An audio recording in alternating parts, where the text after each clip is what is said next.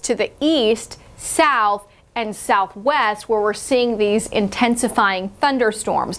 We don't have any warnings on them right now, but the storms, as they move further south and east, could become severe. Right now, a lot of these are given what we call special weather statements, where it may not reach that warning criteria of 60-mile-per-hour winds, but we still have some gusts to about 40 miles per hour, and that is enough when you have soggy ground to down some trees. There's also a little bit of an enhanced threat that some of these could show some signs of rotation. So that's another facet of this radar data that we're looking through as we get new scans in every couple of minutes. Where we're seeing the storms in the inner metro right now are kind of on the south and eastern side of town. So one heavy thunderstorm here stretching throughout Fulton County and also DeKalb County, and then another thunderstorm right between Conyers and Covington along I-20. So that has some lightning, some heavy rainfall with it. We'll zoom into this one in the perimeter, just about getting to Zoo Atlanta, East Atlanta as well, and then anywhere from kind of Druid Hills Road, North Druid Hills Road down to Belvedere Park. We've got a lot of that heavy rain, and it's the leading edge of this where some of those wind gusts could be a little bit stronger.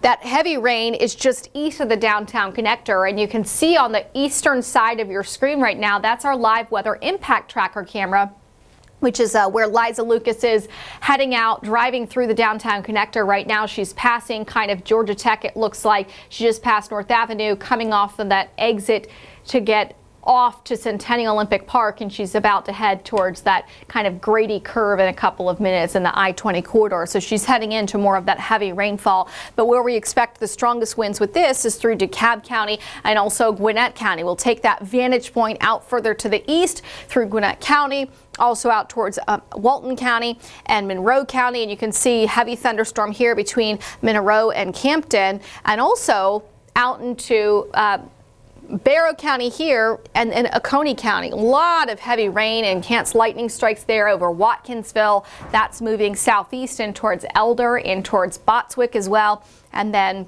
no warnings on these, but as these storms pulse up, we certainly could see those wind threats increasing over a matter of 10 minutes or so in some of these cells. Let's go to the south.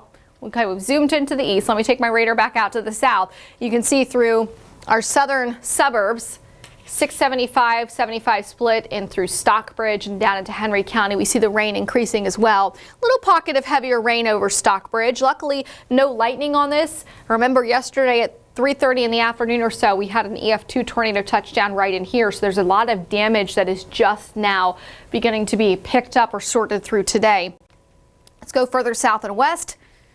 Corner of Fayette County, western Spalding County, and also eastern Coweta County. Here's another thunderstorm right over Haralson, not Haralson County, but Haralson the city, southeast of Sonoy. That's moving southeast into Pike County. So that'll be moving in towards Zebulon here. And again, these kind of have special weather statements on them, but we don't have. Let's see if we can get back to live VMix. There we go. We don't have the same severe thunderstorm warning criteria met quite yet. These are still just special weather statements on these thunderstorms. Also, some of that heavy rain through Luthersville, northern Meriwether County, and LaGrange and central Troup County. Some heavy rain pushing in there, and then back to the south and west in Alabama, watching some of those. In advance of where we have kind of this broken line of storms, there's more of these discrete cells, so to speak, where they're by themselves, and these will produce heavy rain, produce lightning, and sometimes when we get these little cells ahead of the main line, we'll watch them for a little bit of rotation. Haven't seen much of that in these so far today, but that's something that we'll keep our eye on as we head into the afternoon. So storms are racing to the east, southeast, and we've got another couple of hours to go of turbulent weather before things start to improve. And speaking of turbulent weather, a ground stop was issued at the airport at 1 o'clock today for incoming flights. So if you have somebody who's trying to fly back into Atlanta for the weekend, they currently are probably not allowed to take off. They probably delayed So we had a ground stop for incoming flights, and at times we saw kind of a pause in those outgoing flights as well. We remain in the severe thunderstorm watch. This runs until 8 o'clock this evening, but will likely be canceled earlier than that because the severe threat will be coming to an end. You can see our severe weather outlook for today. Level 2 risk south and east of Atlanta and inside Atlanta, and then where the storms will get their strongest, that's probably across southeastern Georgia, Augusta, down to Savannah, and that's where there is a level 3 risk of severe weather. So we'll be watching out for damaging winds, heavy rainfall, and there's also that very low end chance that we could see a tornado, a brief spin up tornado, or some hail. And with these strong winds today, I've talked about it a couple of times, but I want to show you again, it's been a really wet May. Look at our statistics. We've had almost 7 inches of rain, more than double what's considered normal for this month. So we've had a lot of rain. The ground is saturated, and this brings 2 components into today's forecast. Number 1, the ground cannot absorb the water. So we end up with standing water, ponding water on the roadways a lot easier than if we had drier ground. We introduce more heavy rain on top of soggy ground.